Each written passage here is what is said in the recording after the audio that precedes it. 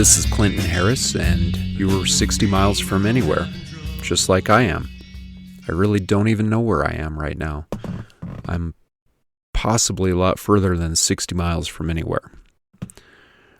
Right now I'm doing some podcasting from the road. I've decided just set up the microphone and just blather at you for a little bit. The last couple of days has been pretty crazy. On the 11th, I set out and started doing my grand tour of everywhere and nowhere at once. And so far it's been pretty crazy. And yeah, no, that's a very dismissive thing to say about any of it. But I started off Monday morning, kind of got started late, said bye to my folks, got in the bus with Penny, my trusty Labrador companion, who's asleep on the bed right now next to me, and I just decided to head out. I was going to go towards Glenwood Springs because I used to go to Glenwood about once a year, and it's been a while since I've been there. I like to go to Iron Mountain Hot Springs. It had been a few years since I'd been to Iron Mountain Hot Springs, so I decided, well, I'll start doing this the same way that I travel abroad. I'll pick a place, and I'll head towards it, and any kind of distractions or side adventures or whatever, I'll take as I find them. And I found plenty of adventures. It started off kind of slow. I've been to the places that I was driving. Gasoline was way expensive. And honestly, that's one of the things that I'm worried about right now. It could be prohibitively expensive. And right now, the work just isn't coming in with the freelance writing like I hoped it would. I'm just waiting on some clients to get back to me, and hopefully I get some work in the meantime. I'm just going to kind of do my thing and record podcasts and YouTube videos and write blogs and just put everything out there and see what sticks. So gasoline was expensive. And I took a road outside of Kremling, and it wasn't the interstate. I'm trying to stay away from interstates because my bus is just too slow, and I get in people's way and people just fly past me. And I don't like driving over 60 miles an hour in it because it just kind of feels like it's going to shake apart sometimes. I'm not saying it's bad. It's just, if gas is $4.30 a gallon, why am I blowing all my gas out the tailpipe, rushing someplace on the interstate? I plan on just taking scenic roads pretty much everywhere I go. I think that we just rush through life too many times, and when I'm in a bus and I'm living here and I'm working here, I can take as long as I want to get someplace, and that shouldn't be held against me. I should be able to enjoy the experience. I should be able to see things in better detail, closer up, slower, and just slow things down. So that's kind of what I'm doing. So I headed over Gore Pass and wound up in State Bridge and then Walcott. And then I did take the interstate a little bit until I hit the town of Gypsum. And then no, I'm wrong. It wasn't Gypsum. Sorry about that. I made a detour off in Eagle, Colorado. I'd never actually been to Eagle before. And I checked out their downtown area. And it's a cute downtown area, but it kind of feels like they kind of overdeveloped it. All the old buildings have lost their character. They're very, very uniform now. So hopefully I'm not boring the hell out of anybody listening to this. Maybe my voice can be used as an ASMR thing to help you sleep. So anyway, I kind of looked around downtown Eagle. I checked out their pharmacy. I checked out a couple other little shops. They had a coffee place that I was trying to get into, but apparently they closed at 3. And so I didn't get coffee. And I continued on US 6 as far as I could, and then I got back on I-70, did the Glenwood Canyon, and then found Glenwood Springs, right where I left it the last time. Only this time, Iron Mountain Hot Springs has expanded. So they now have an upriver section that is 10 more pools. They have 2 freshwater, kind of like long heated pools, and then they have 8 hot springs. And their theme is they're kind of inspired by different hot springs around the world. So they had one that was the Blue Lagoon in Iceland. They had one that was the hot springs of Hokkaido in Japan. And they had hot springs that were themed from Turkey and Spain and all sorts of places around the world. And, it was pretty cool how they did it. They explained what the different minerals did as far as benefits to people. The funny thing is really all the water comes from the same place. So that always cracks me up about hot springs when they list the different minerals. It all comes from the same source. It's just they're kind of picking and choosing the minerals that they're talking about. And then, it's not like, oh, this pool is nothing but lithium. Oh, this pool is nothing but magnesium. I mean, it's all the same water. It was just kind of funny that each one of these pools inspired by a different place around the world. The big difference is that they had a different light bulb in each one of them. So the one for Bath, England was kind of that greenish, sickly kind of algae color that the hot springs at Bath are. So it's kind of funny. I think that's what actually clued me in was when I went to Bath. I was like, oh yeah, the water was that color.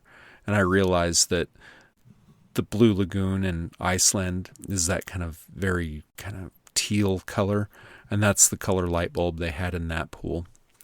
But it was pretty cool because the new springs are part of this 21 and older only section. And it's not like it's clothing optional or anything like that. It's just if you're in that section, you can drink and they don't card people because they assume you're already 21 if you got into that section. It was kind of funny though because at the normal Iron Mountain Hot Springs, they play like kind of new agey music to help people relax.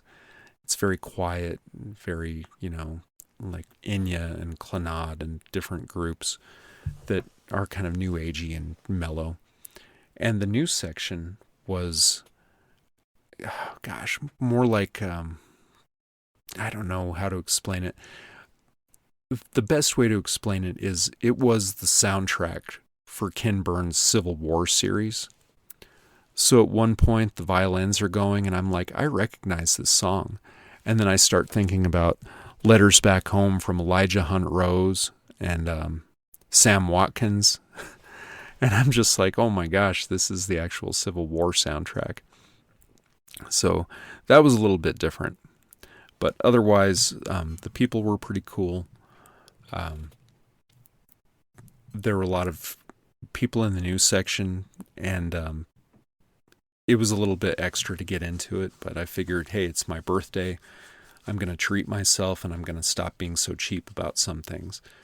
So I spent the extra $10 to get into the news section, and I don't know, it was interesting. I think it would be a lot more fun with more people, especially the cold plunge pool. They had a 55-degree cold plunge pool that you can go from 108-degree spring, walk over to the plunge pool, and try to basically hold yourself in 55-degree water for as long as you can. So they recommend 3 minutes as a therapeutic thing. I think I made it about 30 seconds each of the 2 times that I got into the cold plunge pool. But I did submerge myself entirely. I got my head under the water, and I tell you, it is such a shock to the system when you do that. And then when you go back into a hot pool, your body is tingling. And it's just, your histamines are fired up. You're reacting to all of this temperature change. It's invigorating. It really is. It reminds me of, doing the polar bear challenge with a hot tub in the wintertime, where you just jump into a snowbank and then you get back in the hot pool and everything. So there were a lot of people there, and every time somebody would do the polar plunge or whatever, the cold water plunge, everybody would watch their reaction and laugh and, cheer them on and everything. It was a lot of fun. So I did that. But the bummer is when I showed up at the hot springs, I asked if it was okay to do overnight parking in the parking lot. And the girl working the front desk says, yeah, it's the CDOT lot, so nobody really cares or checks. So I figured, well, I'm here for the next 3 hours. So I kicked back, did the hot springs thing, relaxed, felt all noodly. I got back out and realized there were signs all over the parking lot saying, no overnight parking whatsoever. Violators will be towed at their own expense. And then there was the towing company numbers everywhere. And all the people in the Sprinter vans and everything that were parked in that lot were gone. It was like they just dusted out of there. Nobody was staying. And I thought, I do not need a ticket, or I don't need to try to get my bus out of Hawk just because somebody was like, oh yeah, they don't care. And then it turns out they really do. So I used one of those apps to try to find free camping spots. I used iOverlander, which isn't too bad. It's not really as good as I hoped it would be. It's not comprehensive or extensive or anything like that. It's just what people have reported, where they've stayed. And so I picked a place that was near Rifle. And I thought, okay, well, I'll put in this, and it has a link that says, copy to Google Maps. I hate Google Maps. There was a whole experience that I went through in Ireland last year when I used Google Maps, and I was just like, I really hate Google Maps. The thing that I hated about it was I was in Galway, I was renting a car, driving on the opposite side of the road that I'm used to. It's a new city, and I use my navigation system, which defaulted to Google Maps. And it starts giving me cardinal directions and all the places to go. And it's like, I don't know where north and west and east and all that other stuff is in a strange city halfway around the world. So I just got so frustrated. It kept saying, go west on this road, go east on this road. It's like, I don't know which direction is what. So I switched to Waze, and Waze gave me important directions like left and right and straight ahead. And that's what I used the entire time I was in Ireland. I vowed never to use Google Maps. Unfortunately, iOverlander connects directly to Google Maps. So I said, what the heck? I clicked on the link that said transfer coordinates to Google Maps. I did that, and then I'm following the directions. I'm driving along I-70. I'm practically night blind. That's one of the drawbacks to being 48. By the way, I had a birthday the other day, and I turned 48, and people keep asking me, what's it like to be 48? And it's like, I really have no idea. I just climbed a mountain with my dog the other day, and I'm just as sore as I ever am when I climb that mountain. So I'll keep you posted. So anyway, driving along I-70 at night, night blind, trucks flying past me, cars flying past me. I'm going about 60, and I am listening to these directions, and I think, well, they're a little bit off. So the directions don't take me to Rifle. They take me to Newcastle. And I'm thinking, well, maybe I read the thing wrong, and it wasn't Rifle. So it takes me to Newcastle, and it takes me on a Mr. Toad's Wild Adventure on all these back roads. And I noticed that there's a sign that says National Forest and BLM access. And I'm like, oh, okay, this must be it. So I'm driving along, and then I see a BLM sign. And I'm like, oh, great, here we go. free dispersed camping all over the place with BLM. It's great. So I follow the road, and the road quickly starts going up at a steep angle. And so I follow the road, and we're talking, this is kind of like a dusty red clay kind of road with rocks. And I don't think anything of it at first. I'm like, all right, this is kind of a steep road. And I keep going it. And eventually I'm just kind of in a place where I can only go forward. So I keep going forward. I'm expecting like something to plateau out, and I can actually pull off to the side of the road and either camp or turn around. That isn't happening. I go about a quarter mile up this road, and my headlights are shooting at an angle, like straight into space. And at the top of this angle, I notice that the road has gone from this dusty, steep incline with ruts and boulders and trees and everything else. It's basically an off-highway vehicle road. And it turns into stair steps, like stones, boulders. They're stair steps. I am going to need some serious off-road vehicle to actually get over these things. There's nowhere to turn around. The road is nearly as wide as my bus. There's a drop-off on one side. There's an embankment on the other side. There's trees. There's boulders every place. So I stop. I'm like, I can't go any further. So I put it in reverse, and I start to creep backwards, back down the hill. And I'm so mad at this point because I've trusted Google Maps like an idiot. And I vowed never to do that again. And this is what happens when you go against your vows, people. It just comes back and slaps you right in the face. So I'm backing about a quarter mile down backwards at night, about 10 o'clock at night, with only my red brake lights and my mirrors to guide me.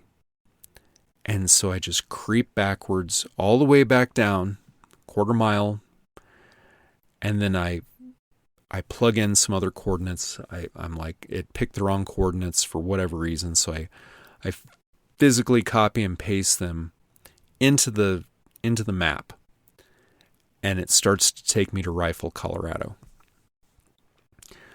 So I'm going down US 6, I-70, all these other roads, and it takes me past the airport in Rifle, out to the BLM, off-highway vehicle proving grounds where people bring their dirt bikes and their dune buggies and their four-wheelers and everything else. Everybody says it's a little bit loud, the airport's nearby, but there's some decent camping out here. So I'm just thinking, okay, I'm going to do this. It's getting late. I don't have many other options. I'll just find some wide spot in the road to camp. And so I find myself on these rutted clay and silt packed roads, washed out, everything else. And I start going up this steep incline again. And I get lost a couple of times trying to find this place. So finally, eventually, I just say the hell with it. I'm tired of everything in my bus just getting shifted and thrown all over the place and just getting knocked down. I mean, everything is on the floor of my bus. Everything is screwed up. I'm tired. I'm blind. I'm frustrated. And I just decide, this is where I'm going to stop. So I stop near a spot under some power lines. And you can actually hear the power lines chirping. That's how close they are. It's about 11:30 at night at this point. I button everything up. I crawl into bed. I fall asleep. And I sleep like the dead for the next 6 hours. The whole time before I fell asleep, though, I had so many doubts in my head, like, this is the worst thing that I think I've ever tried to do in my life. Why did I do this? I'm questioning everything. I'm thinking, this is stupid. I could have died on the side of that hill today. I could have totaled my vehicle. I could have broken something on it at least. I got lucky. And it was a combination of apparently my excellent driving ability and also just sheer dumb luck. Because if my driving ability was that great, I would have realized, don't take the vehicle up the side of a mountain like this. Just don't. And my bus is telling me the whole time when things are falling off the walls and out of cabinets, and cabinets are popping open that shouldn't pop open, and things are spilling out onto the floor, that I've exceeded the limitations of my vehicle, and I need to listen to these kind of things as they're happening. And the poor dog is laying in bed, just panting the whole time. And at one point, she actually came up so I could pet her and calm her down as we were trying to go backwards down that hill. So anyway, I didn't want a repeat of that. But I'm laying in bed and I'm just thinking about all the stupid mistakes that I've made. But then I thought, they're only stupid mistakes if you didn't learn something from them.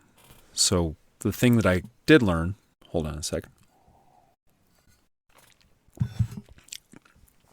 The biggest lesson I learned yesterday on my first day out: don't pick a camping spot unless you can see it in the daytime. You really don't know what you're getting into. You don't know any of that. And that kind of paid off today, because we decided to check out a state park. In Colorado, when you get your tags for your vehicle, they charge you another $29 for a state parks pass. And that gets you daily use access into any of the state parks in Colorado. A lot of people are mad about this. They're like, I never go to the state parks. I have actually used mine so many times in the last week that I've paid for it twice over. So I went to Rifle Falls State Park, and I got there, I think it was probably about 9, maybe 9:30 this morning, and I got to see waterfalls and rainbows and hear that roar and feel that mist, and it was just a beautiful experience, and it was great. We parked at the Rifle Falls State Park parking lot for a while.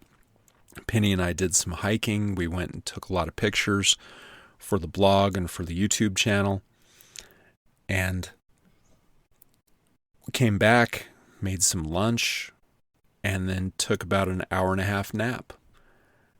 And it was great. The funny thing is I haven't had any internet connectivity since I left Rifle today. And that includes Rifle State Park. It includes the place where I'm at now, which is actually, what is the name of this place? Rifle Mountain Park. Apparently the town has a big chunk of land. It's about a 3-mile expanse that follows the bottom of a canyon. And they've got camping, they've got day use. A lot of people come here for rock climbing. And so we drove through it originally because after Rifle Falls State Park, I thought, oh, okay, well, we're going to go to, White River National Forest. So we drove through, went to the National Forest, and realized the part that we got into was pretty much just another OHV area. The thing that's killing me about these OHV areas is we've got all this public land, and when they don't really know what to do with a lot of it, they just let people go sick house on it with their ATVs and their side-by-sides, and they just chew the hell out of those roads. They're nearly impassable for something that's just built for driving on streets. Like a regular use vehicle that's supposed to just do roads and highways can't get up these roads. So I was looking for dispersed camping. I got on these roads. I got a map from the state park office, and I'm following the map, and then the map just turns into exactly what happened last night. Steep roads that are just chewed to pieces. And then I've also got side-by-sides and four-wheel drive vehicles coming down the hill at me as I'm trying to go up. Everything is back on the floor. Everything's getting rocked around. So this time, I had the presence of mind to actually just back up, turn around, and then leave the national forest area. It was like, it just wasn't worth it. But at the Rifle Mountain Park, you could get a day use pass, and then they had camping passes for $10, which, ideally, I don't want to spend $10 every night. I want to stay someplace.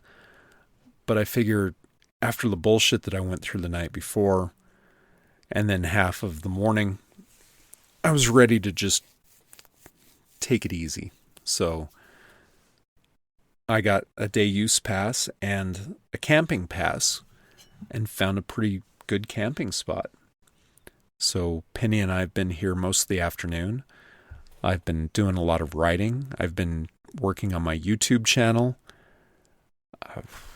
We cooked. We spent time outside. I played ball with Penny for a while. And it's been actually a pretty nice evening. It's not too crowded.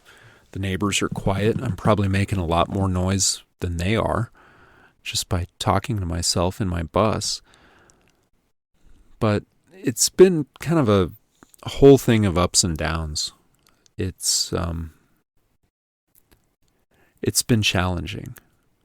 One of the things that I really have to wrap my brain around is I'm going into it with expectations, and every moment changes those expectations as far as what I'm supposed to do. I get sundowners really bad with the light falls, and I just think I have made the dumbest choice of my life. This is terrible. I'm going to go broke. I'm going to die out here. What have I done? What was I thinking? And then there are moments like seeing those waterfalls today, or finding this place and just sitting down and working. It has been weeks since I've just been able to sit down and work, especially something creative that's been my own stuff. And that's been amazing. It's been great. So I'm lucky for that. And I need to count my blessings as I get them, because I could just dwell in those moments where it's like I've screwed up. I'm lucky to be alive. I'm lucky I didn't damage something on the bus. Freaked my dog out, whatever. And then I have to think about those moments and focus on them where it's like I'm actually doing what I came out here to do. I'm trying to build something bigger than just working for somebody else. I'm building something for myself, something important, and something that I've put off for far too many years. And now I have the chance to actually do it.